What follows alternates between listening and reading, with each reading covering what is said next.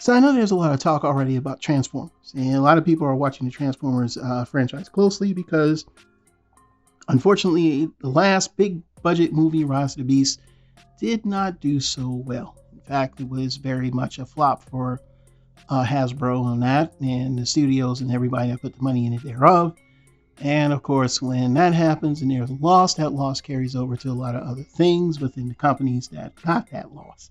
The idea is to try to make money, and if they can't make money, well, it gets pretty bad. But I always look at Transformers as its own franchise because for many years we had gotten a lot of figures without a cartoon. Okay, it's just that with the live action movies that gave Transformers a lot more oomph and a lot more oomph, if you want to say that. But as of late, the movie, especially after the pandemic, there's been a lot of changes in the way that movies are made. And, trying to go back to the drawing board with an animated movie that really is not the origin story of Transformers, that's the only part that irks me. I would have been better if they say, hey, we are starting, with a new, fresh story lore, but this is not the origin story of Transformers from Mini G Wonders. And that's what turned me off. Like, no, it's not. It's the same thing with Studio Series 86 Megatron not being a gun. He should not be Studio Series 86, but hey, that's just me. So let's go over some of the articles we have here. First is from The Wrap. This article is written by Jeremy Fuster, and basically is Transformers 1 sleeper box office hit in the making or franchise in decline. And like I said, a lot of these articles are spelling gloom and doom, which I don't like that because, people take the word of articles very seriously who are not in the know of the series. And the thing that really sucks when people say things like that is, you're comparing it to other franchises that didn't have the same lasting power. And in the article, they compared it to like the Furiosa series. I don't even watch that stuff. I don't really care. You know what I'm saying? And even compared to, they compare it to The Last Knight, which, that had a $260 million budget. But it wind up grossing $604 million, which is basically twice and a little bit over.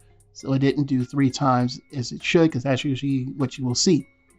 Now, reading this article here, the movie carries only a $75 million budget, which is actually shared between Paramount, Hasbro, and New Public Pictures. So that's a low level for all people involved. We're like it's $25 million. So, if you take $39 million, they're going to make their money back. Definitely when they hit the worldwide sales, but domestically, $39 million compared to the other movies, I guess it did okay. Now on the Screen Daily, who actually goes over some more of the good tidbits as far as like, the numbers and everything like that. I gotta say that Beetlejuice is a bigger movie. I hate to say Beetlejuice is a bigger franchise. Beetlejuice, even though it really only had a cartoon here and a few other things there, man, you know how many people have been clamoring to see another sequel to Beetlejuice? We're talking from 1984 to now, 40 years later. And you got certain actors in the movie who already portray those kind of like dark characters like Jenny Ortega and stuff like that. The movie is a given. But at the same time, because of that worldwide mystique of Beetlejuice, even domestically, it edged out Transformers 1, but worldwide, it crushed it by almost 10 times what the gross was for Transformers 1 at $39 million versus $329.8 million. That's a lot of stuff. But also, it was shown in more territories, 77 versus 51, and they still talking about Transformers, which still has about 60% of the markets to go through. So there is definitely a chance for them to break the 75 easy. Now, whether they'll make 150 or twice or 3 times the 75 at 225, I don't know, man. I really don't know. And it's not anything. I just think like this movie, I knew this movie wouldn't be the movie that would save the franchise because the last past movies that they have released in the live action, we're talking about the original Transformers movie in 2007, Revenge of the Fallen in 2009, Dark of the Moon in 2011, Age of Extinction in 2013, The Last Knight, I believe that's 2014 or 15, and then, of course, the Bumblebee movie in 2020, and then we got, the Rise of the Beast in 2023, and then we got this movie in 2024.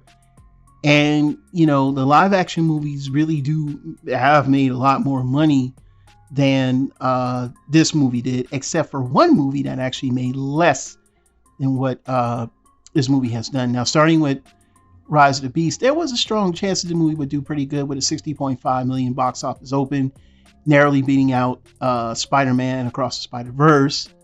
But overall, it's, you know, box office, you know, comparatively, even though it did make more money than the budget, because it only doubled the budget and gave you a little bit more on top of that, that's considered a flop. You know what I'm saying? Because basically you're just making your money back for nothing. You know what I'm saying? You know, you're supposed to make your money back plus and then some. That's basically what you call triple your worth.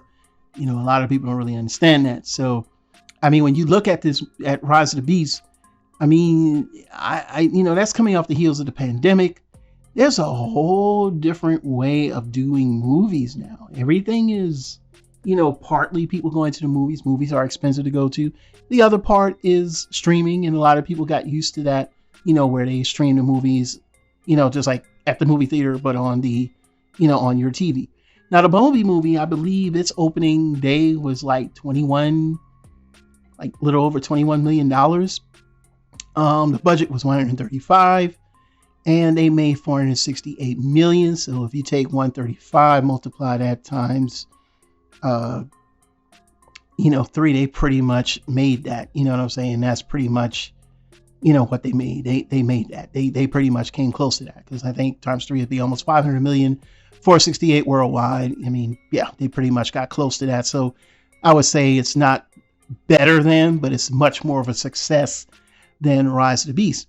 And that just goes to show you how a Bumblebee movie, you know, which was a departure from the Bay movies, actually did when they decided to go with the Bay formula for Rise of the Beast. Yeah, that's a Bay.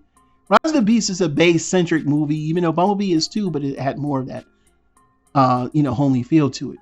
So as far as Transformers 1, I'm going to say this to everybody, and, you know, this is for all the Transformers fans, no matter how you feel, good or bad about the movie. Bottom line is, you know, the movie just needs to do well. The movie has to do well.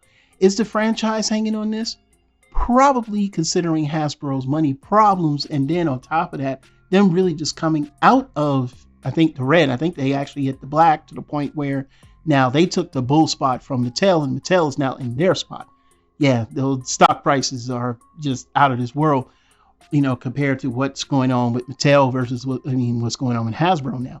But I think that we have to just give it a chance to see how it goes. Now, if it truly flops where worldwide it doesn't hit its mark or whatever mark they projected, I mean, that's not the us. I don't think it's the fans' part. I mean, no, it's not the fans' fault. I just think that when it's just time to go back to the drawing board, and it's not even making better toys, because, you know, people that watch these movies don't necessarily buy toys.